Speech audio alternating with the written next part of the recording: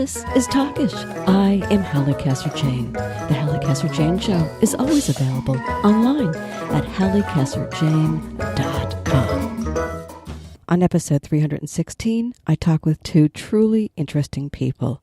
Up first, Chief Political Anchor for Fox News Channel and the anchor and executive editor of Special Report with Bret Baier, Bret Baier, here to talk about his new book, 3 Days in Moscow. And in the second half of the show, I speak with one dynamic woman, Randi Zuckerberg. She's got an important new book to talk about, Pick 3. And as always, stick around for my commentary at the end of the show. We've got a lot to get to, so let's get to it.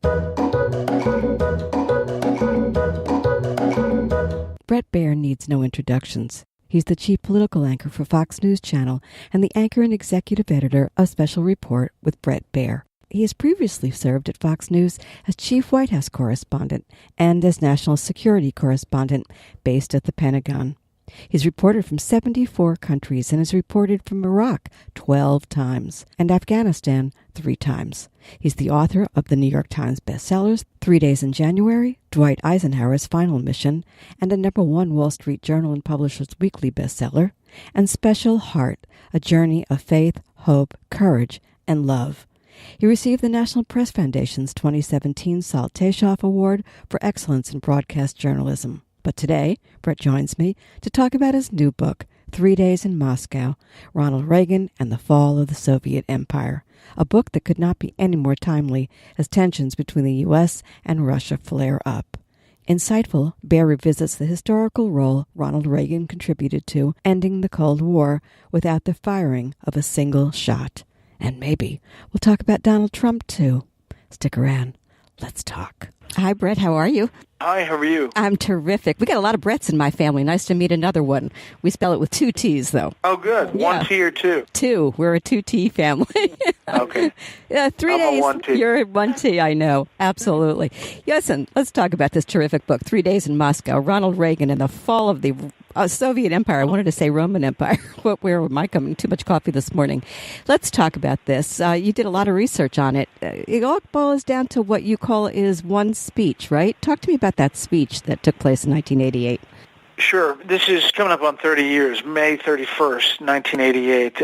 Reagan delivers a speech to Moscow State University students in the heart of communism about not our system is better than your system, but sort of a Pied Piper speech, that freedom of speech and religion and movement, the echoes of democracy are the way to go for the future. And he explains that using Russian philosophers and poets and musicians trying to identify with those students. And essentially that speech, if you Google it and you watch it on YouTube, is as relevant today as it was back then. And it may give you goosebumps. It does to me. I'm a history nerd, but it really is striking that this president, at the culmination of a long life of fighting communism, delivers this speech at this moment in the 4th summit between himself and Mikhail Gorbachev. And I use those 3 days to kind of bounce back and look how Reagan gets to that point, which is just a few months before the wall falls and communism really breaks apart. Talk to me about this, Bret. The timing, diplomacy, presidents' personalities, Reagan, Gorbachev, the ending of this Cold War, so to speak. Talk to me about this timing. I mean, it took more than Reagan, didn't it? Also, it took Gorbachev. I mean, all the pieces sort of came together. Where are you on that? They did, yeah, of course. The book gets into that. And, Reagan did not want to meet with the previous Soviet leaders, Andropov, Chernenko, Brezhnev, because he believed that they were kind of Soviet apparatchiks. And the other thing he joked about was that they kept on dying. There was a new leader every other year, it seemed, in the early Reagan years. But Mikhail Gorbachev becomes the leader and the general secretary of the Soviet Union, and Reagan gets a call from Margaret Thatcher, the British Prime Minister, who says, you can deal with this guy. And that starts a letter-writing campaign in which they establish a rapport over the written word. Eventually, they meet in Geneva, and that starts the series of summits, Geneva, Reykjavik, Washington and Moscow. I don't say in the book that Moscow is the reason the wall falls. It's a culmination of a lot of different people, Thatcher, Pope John Paul, presidents who laid the groundwork, but also Mikhail Gorbachev, who is the vehicle by which Reagan can negotiate and get to this place. Love these two men. I think the phenomenal rapport, needless to say. We can't undersell Reagan's personality. I think the only person in the world, by the way, who didn't get along with him or wasn't charmed by him was his daughter Patty. I mean, everybody else just fell at his feet. Yeah. Right? So what insight did you gain into who he was? What was this gift that he had? Well, he had a gift to, disarm people with humor. He was, believe it or not a big extrovert. I mean, if he had to be by himself and, on his ranch with just Nancy, he was very happy. In fact, his diplomacy internally with his family was not as good as his diplomacy externally with either Capitol Hill or foreign leaders. He was someone who was larger than life, but he could identify with folks when he was one-on-one. And that's what happened with Gorbachev. They had knockdown, drag-out fights over policy and specifics, but they established a rapport in which, they told jokes to each other. They said we're human beings above everything else. And it was a unique relationship, and that is the essence of diplomacy. Unique relationships advance the ball to some common good that both parties find. I find this fascinating, too, that great line, peace through strength. If you watched him, and, I was alive and remember him well, soft-spoken, kind, gentle, like an uncle. And yet, peace through strength. So was there this dichotomy in personality that behind closed doors he could be tough as nails when he needed to be? Oh yeah, he could definitely be tough, and it was the strength part that was the important part of the equation. Reagan throughout his life is talking about communism, that it's ethically bankrupt and morally bankrupt, and eventually he believed would be economically bankrupt. And it goes all the way back to his time as president of the Screen Actors Guild in Hollywood, when he is talking about communism and the infiltration of communism in Hollywood. He testifies about that on Capitol Hill. But throughout his career, even as governor, all of his races, the big speeches where he calls communism is going to end up on the ash heap of history. The Soviet Union is the evil empire. Mr. Gorbachev, tear down this wall. All of these things at the time were said to be really inflammatory and warmonger-like. But because he is that aggressive and sticking to principle, it enables him, when he finds the vehicle in Mikhail Gorbachev, to be able to sit down and negotiate. The book's titled The Fall of the Soviet Empire. There might be some who take issue that that's just words, because here we are, Putin's still controlling an awful lot, right? Russia's alive and kicking, thank you very much. What seemed an enormous achievement, does it hold up in the scheme of history? Yeah, so obviously that communism falls is significant, and the Soviet Union, in terminology, comes to an end, and it becomes Russia, the Federation of Russia. But now, with Vladimir Putin, you have a leader that is much more like the Soviet apparatchik leaders of Andropov and Chernenko and that style, who clearly believes in Soviet expansionism and his own strength. So you have almost a tilt back in time, that Russia did not take the advice from Moscow State University. But at the moment, and stopping the Cold War, that if you remember back at the time, was really dangerous. I mean, the movie The Day After was on TV, where the small town explodes with the nuclear weapon that goes off. All of that was the realm in which we lived. And this was a major breakthrough at the time, and we'll see how it plays out after Mr. Putin. Yeah, I think it's important to bring that up. Listen, you're a conservative, you're a journalist, You work for Fox News, which many are now. I'm an independent journalist. Yeah, okay. Yes. I'll buy that. But you work for Fox News, which many are now calling the Trump propaganda network. I got to ask you about this. Does it not make you uncomfortable as a journalist to present on a network that seems to want to be many things at the same time? A news network, Trump's mouthpiece. I mean, where are you on all of this? Are you worried? Well, first of all, let me just say one thing. Are you worried about all this vitriol? I've heard the criticism. Yeah. I've heard the criticism, and I think that the loudest critics of Fox are not people who have seen my show. And I tell people to watch my show, Special Report, 6 p.m. Eastern Time, 3 times. And then email me and post or tweet and tell me what you think and if it was fair. I don't have a horse in this race. I'm trying to cover it fairly. Does it disturb me that Fox is called state TV? Yes, because we have a lot of great journalists who are breaking stories on the news side of the house.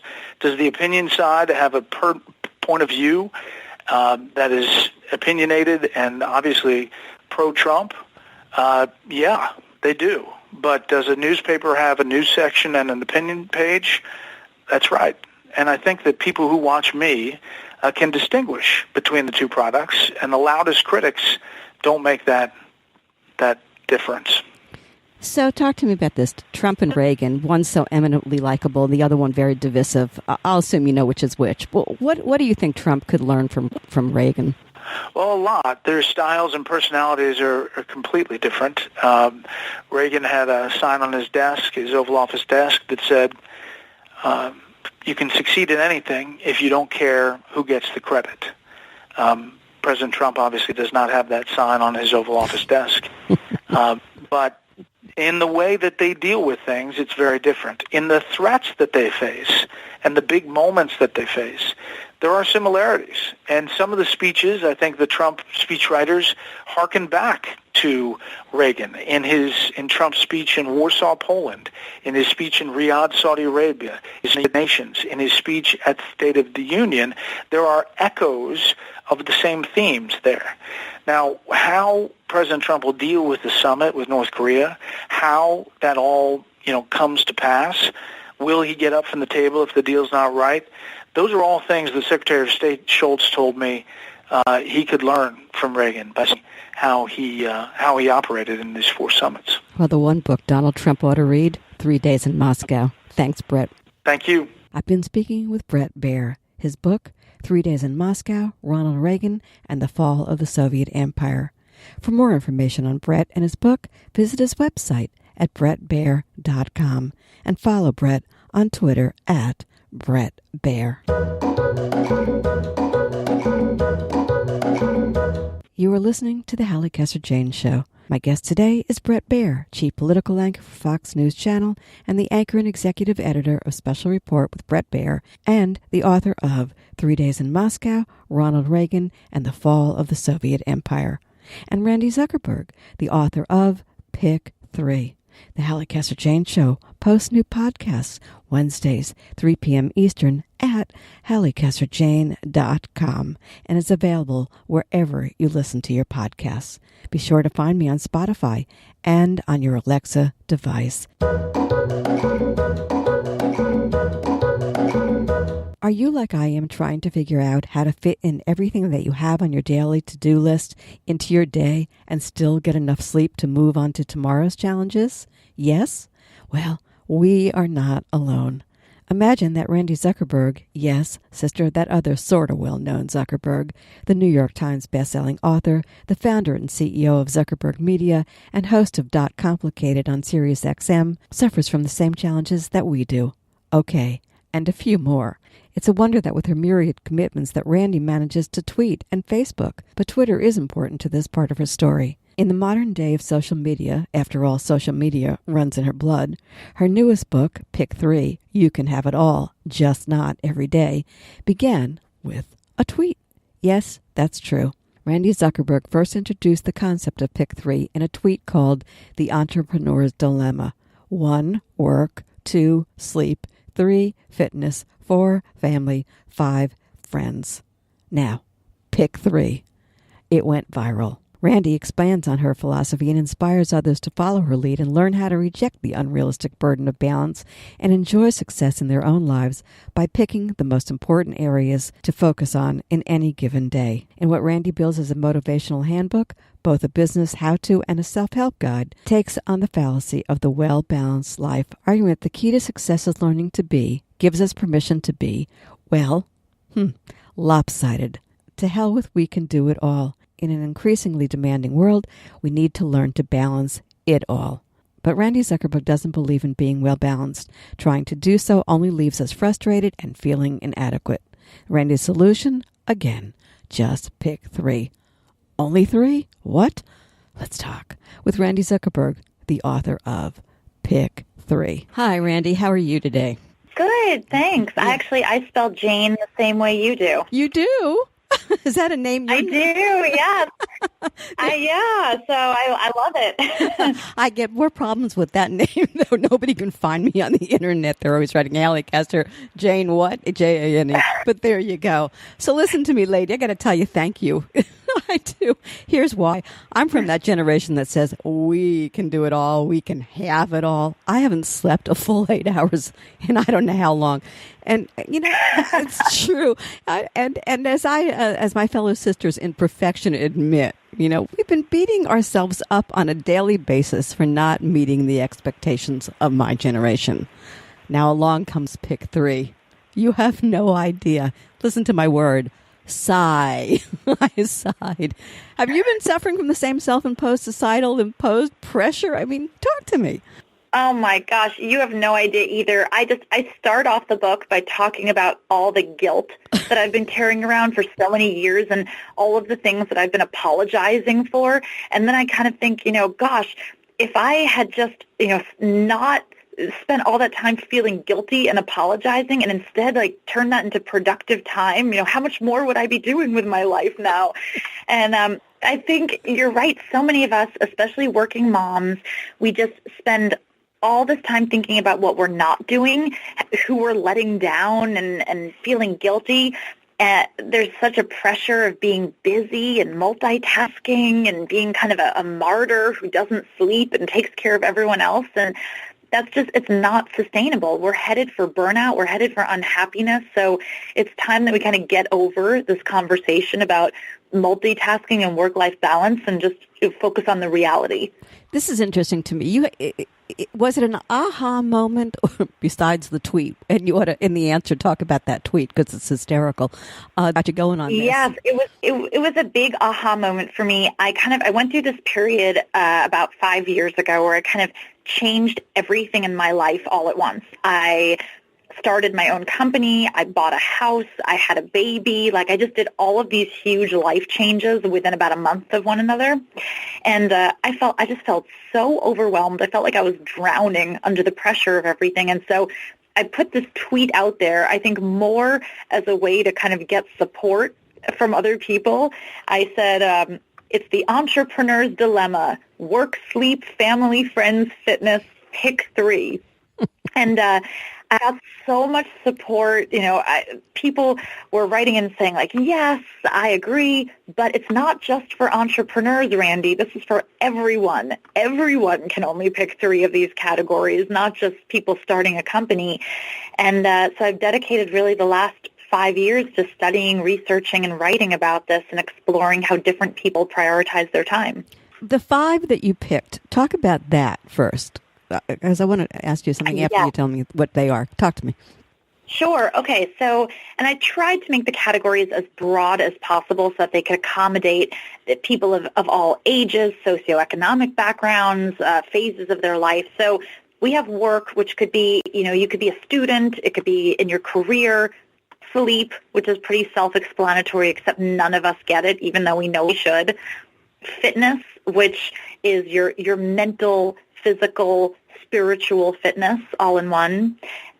Friends, anything that brings fun and happiness into your life. So that could be a hobby. It could be your actual friends.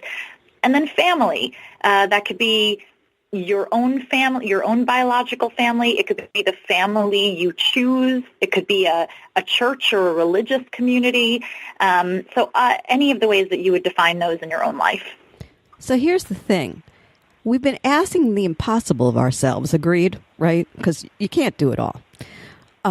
No, and especially not in a 24-hour period. For sure.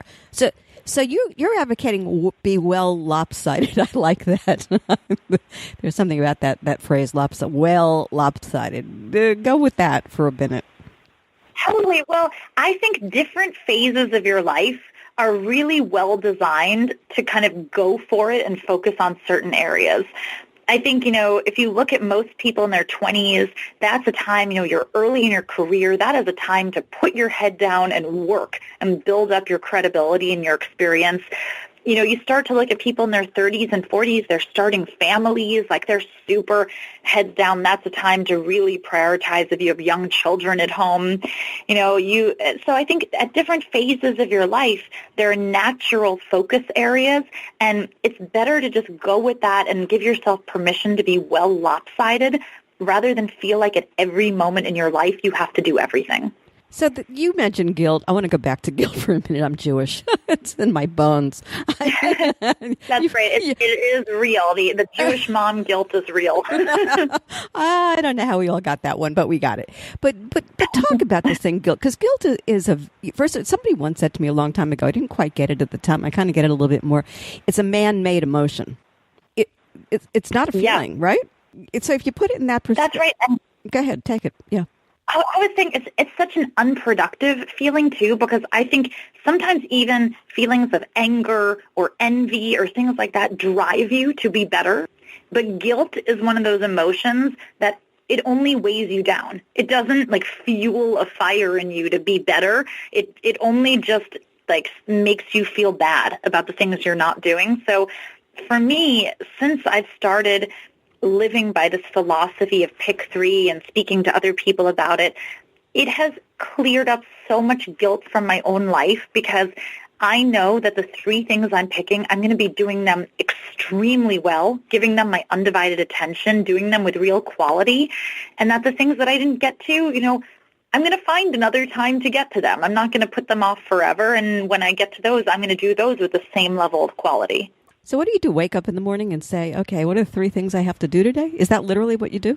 That is literally what I do. Now, I live in the real world, and sometimes you plan to do three things, and then life happens to you that day. You have these great plans, and then a child gets sick, or, the smoke alarm goes off in the middle of the night, or something unexpected happens at work. And so sometimes, even if you carefully plan everything out, you have to adjust your pick three on the fly and be flexible. I think we've all had situations in our lives where we've been lucky enough to pick our three, and we've all had situations where the three picks us.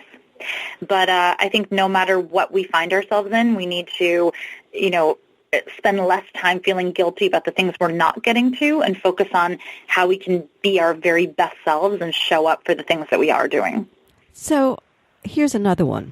You mentioned it briefly. I'm going to mention it big time because I think it's true. You talk about that brain killer, and I swear it is, multitasking. Oh boy, stop the boat. I want to jump off. Can you jump off? I do. I am so sick of this crazy.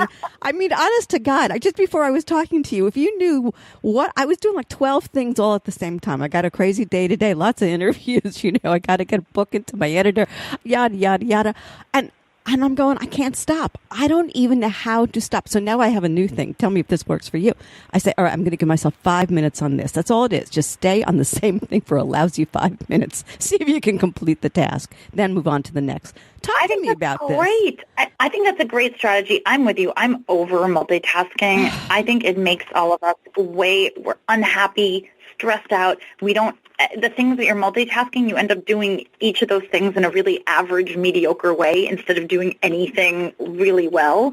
And I don't know about you, but when I think about the things that I'm most proud of in my life that I've done, those things did not happen when I was multitasking. Those things did not happen when I was perfectly balanced.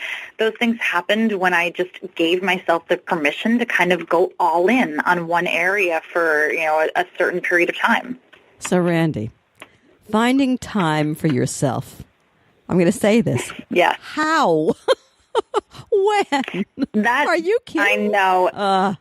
That's the hard one because I think especially for so many working women, it feels very indulgent to take time for yourself. It feels like that should be the last priority. But I think, I know for myself and so many women I've spoken to, when you take that time to take care of yourself, you show up tenfold for the people and the things around you. Even just that commitment to get a full night's sleep, or that commitment to go get some fitness or meditation in, you end up showing up so much better for your work, for your family, for the activities that you're doing, that it pays off in spades. So I don't think self-care should be looked at as something that's an indulgence. I think it's a necessity.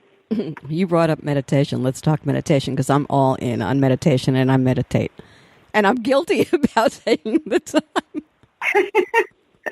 to meditate. Oh, my God. Stop this train. I want to jump off. But meditation is really extraordinary because it takes care of a lot of the issues that we're talking about here. I mean, one of it is it does slow your mind down enough so that you don't jump all over the place like a rabbit, hop, hop, hop to the multitasking game and stuff like that. Has it worked for you? Totally. I think when I first started getting into it, I felt like I spent the majority of the time meditating, feeling guilty about all the other things I wasn't doing while I was spending time meditating. But I think once you get in the swing of it, it's a beautiful thing because really even just 5 or 10 minutes is enough to reset, to take care of yourself. And there are not that many things in life that doing for 5 or 10 minutes can make such a big difference. So for me, I think it's a huge, a lot of the big CEOs that you talk to and tycoons in business swear by meditation or some kind of a meditation or gratitude practice. So I think it's wonderful. I think the Muslims have something on us here where they're called to prayer how many times a day. Not a dumb thing, probably a smart thing. We all need to stop, take a second, regroup. I think anything that requires you or that inspires you to be more mindful or have greater intention about how you spend your time is great. And I mean, that's really kind of where pick 3 comes from. Your 5 categories maybe are different than mine, but it's all about spending our time intentionally and planning ahead and having that meaning and that motivation. I think it really helps all of us. You also talk about gratitude lists. I do want to just mention that Oprah's a big fan of that. I think we all should be a big fan of that. How's that work for you? I think just, even just taking one moment to feel grateful for what you have in your life is such a mindset shift. One thing we do every Friday night in our household, we always do Shabbat dinner.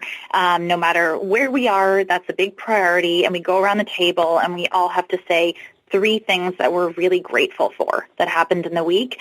And it's just, this incredible moment. Even our 3-year-old participates in this. And, it really just, it shifts your entire viewpoint. It doesn't matter what happened in that day. As soon as you shift your mindset to what you're grateful for, you feel happier, your body perks up. It's really incredible. I want to just mention this. This isn't just for women. Men too. No. Right? Definitely not. Everyone feels overwhelmed. Everyone's balancing. I actually interviewed quite a few men in the book also. And I think, everyone, no matter your gender, your age, where you are in your life, we're all balancing a lot of things. We all make sacrifices in order to prioritize other things. And it was really interesting for me to hear that from men's point of view also on what they feel they're giving up in order to choose certain areas. I finish on this with you. Lovely talking to you, by the way. I come from a long line of overachievers. You come from a long line of overachievers. Is overachievement, right? Is overachievement overrated? I think overachievement can actually be an incredible thing as long as you make sure that you're giving yourself the space to be excellent. I've actually found in my life that when I've set out to say, okay, here are my priorities right now, I'm giving myself the freedom to be great in these areas, even if it means temporarily sacrificing other areas of my life, that's when I feel like I've really been able to achieve things that I'm proud of. It's when we try to be great in 5, 10 things at once that I think we fall risk to burnout. So that's why for me, I think pick 3 does allow you to achieve true greatness and success, but just in a very manageable way. Randi, thank you. Thank you so much. I've been speaking with Randi Zuckerberg. Her latest book is Pick 3. You can have it all, just not every day. For more information about Randi and her work, visit her website at zuckerbergmedia.com and find Randi on Twitter at Randi with an I, Zuckerberg. And now, a few words from me. Here's a question for my liberal friends. Is Donald Trump as bad as you make him out to be? Or is Donald Trump the fall guy for the Democratic Party having lost election 2016? By the same token, I have to ask my conservative friends, is Donald Trump as wonderful as you make him out to be? In a world in which extremes seem to be the order of the day, where polarization is the norm and moderation is treated like some horrid tropical disease, have all of us lost our perspective on who this perplexing president of the United States is? Let's get a little perspective on Donald Trump. Donald Trump is to the Democratic Party what Hillary Clinton is to the Republican Party. Have you thought about that? Both are extremely polarizing figures, the boogeyman or boogie woman that each side likes to hate. I talked about hate last week on the show with my guest Sally Cohn, who wrote a wonderful book, The Opposite of Hate, that should be required reading. But hate isn't what I want to talk about today, or the political polarization that plagues our nation. Today, I want to talk about the grrr factor. There's something going on in this country that is different from hate. Below the surface, itching at everyone's craw, appears to be acute anger. Grrr is the order of the day. This is wrong, and that is wrong, and this isn't fair, and life stinks, and Trump is stupid, and Hillary's a crook, and grrr, grrr, grrr. All you have to do to see just how angry everyone is, Democrats and Republicans alike, is to read your personal Twitter or Facebook feeds. It's grrr, 100%, all day, all the time. And mean. Boy, is it mean out there in the social media universe. And snarky, and sometimes so cruel it makes you wonder. But underneath it all is full-blown anger. The grrr factor. In the political world, Trump took advantage of blue-collar white man's anger that the gods have been unfair to them in every way, shape, and form. Trump even ginned up their anger, knowing he could count on their vote if he acknowledged and sympathized with all that ails them. But that's politics, and clearly, while important, I think a discussion long overdue is really why the heck Americans are such an angry, snarky lot. And of course, what can we do about it? The internet has made it easy for everyone to take out their grievances on virtual strangers with little or no consequence. But there's plenty of danger in that. First, if you can get your jollies off with no repercussions with virtual strangers, rather than healthfully dealing with your own inner angst, why not? And truth be told, hauling off online can become addictive and, sadly, oddly fun. On the other hand, online, we fuel each other's anger, gin it up, and at the end of the day, it all becomes a vicious cycle that not only repeats itself, but escalates. While we are these days a country loaded down with problems, many of them the result of our very angry politicians irresponsibly acting out their grrr in Congress, yes, politicians are angry, and people too, we are still the richest nation in the world where opportunities abound for which we should all be thankful.